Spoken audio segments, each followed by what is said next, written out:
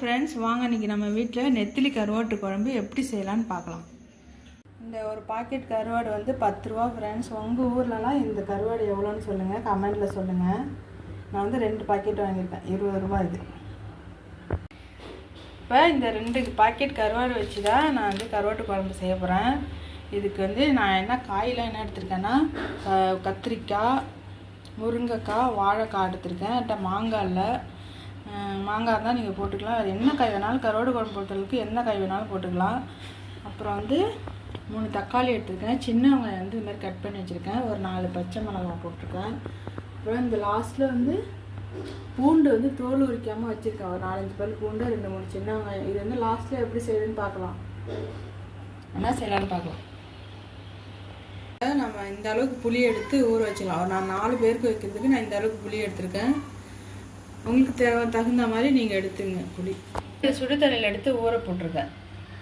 ஏன்னா புளி வந்து ரொம்ப ஹார்டாக இருக்குது. அதனால் வந்து நான் சுடு தண்ணியில் கொஞ்சம் நேரம் ஊற போட்டோன்னா நம்ம கரைக்கிறதுக்கு வந்து ஈஸியாக இருக்கும். கொஞ்சம் புளி வந்து ஊறிடுச்சு, நம்ம கரைச்சி வடிகட்டி வச்சுக்கலாம். இப்போ புளி தண்ணி எடுத்து நல்லா கரைச்சி வடிகட்டி வச்சாச்சு. இதோட நம்ம 2 தக்காளி எடுத்து கரைச்சிக்கலாம். இதோட சேர்த்து நம்ம வந்து கருவாட்டு குழம்பு, மீன் குழம்பு இதுக்கெலாம் வந்து தக்காளி வந்து கரைச்சி வச்சோன்னா சூப்பராக இருக்கும் குழம்பு. இப்போ புளி தண்ணியில் தக்காளிலாம் போட்டு கரைச்சி வச்சாச்சு. இப்போ தேவையான அளவு குழம்பு மிளகாத்தூள் வந்து போட்டுக்கலாம். உங்களுக்கு தேவையான அளவு காரத்துக்கு தகுந்த மாதிரி போட்டுக்கணும். இதோடு சேர்த்து நம்ம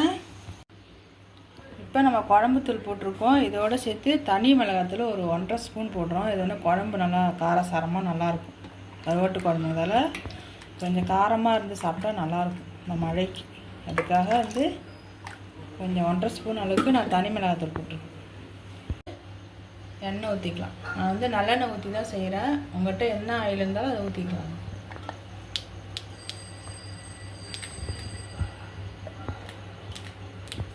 இது வெந்தயம் மட்டும்தான் நான் சேர்க்குறேன். வெந்தயம் போட்டுக்கலாம்.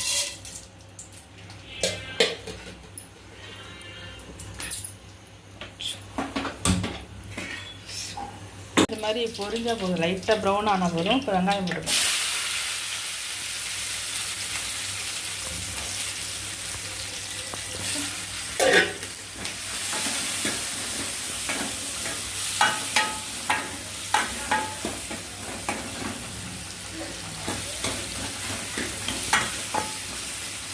வந்து கருகாமல் இந்த லைட்டாக ப்ரௌன் ஆனால் போதும்.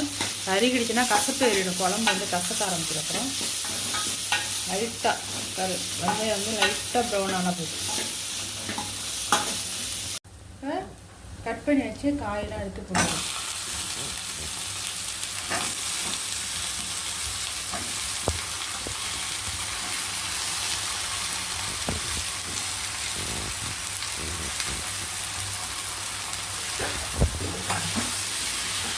ஒரு 2 நிமிஷம் இதை அப்படியே வதக்கி விட்டுக்கலாம்.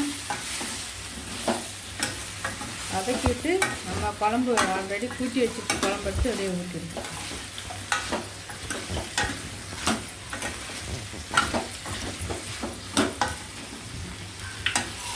இப்போ நம்ம கூட்டி வச்ச குழம்பு எடுத்து இதில் ஊற்றிக்கலாம்.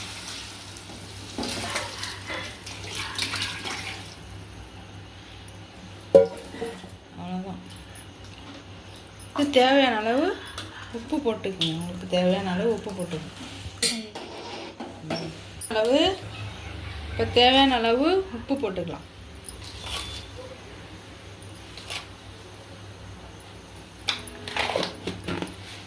நான் சால்ட்டு தான் ஃப்ரெண்ட்ஸ் போடுறேன். எனக்கு அது போட்டே பழக்கமாகிடுச்சு. நீங்கள் வந்து கல் உப்பு வேணால் போட்டுக்கணும். ஒரு 4 பச்சை மிளகா எடுத்து போட்டுக்கலாம். கொஞ்சம்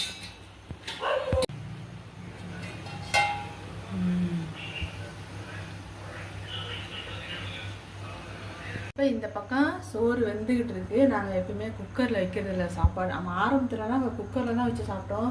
இப்போ சாதம் வடித்து தான் ஃப்ரெண்ட்ஸ் சாப்பிட்றோம்.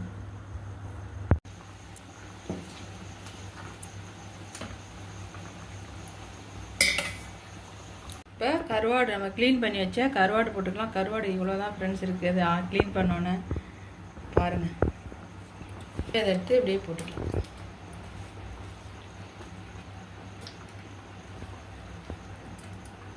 இப்போ இந்த குழம்புக்கு வந்து டேஸ்ட்டு கொடுக்க போது நம்ம தட்டி வச்ச 2-3 சின்ன வெங்காயம், தோல் உரிக்காமல் ஒரு 4-5 பல் பூண்டு, இதுதான் நம்ம வந்து டேஸ்ட் கொடுக்க போது. இது லாஸ்ட்டில் எப்பயுமே நீங்கள் கருவாட்டு குழம்பு வச்சிங்கன்னா இது மாதிரி ஒரு டைம் ட்ரை பண்ணி பாருங்கள்.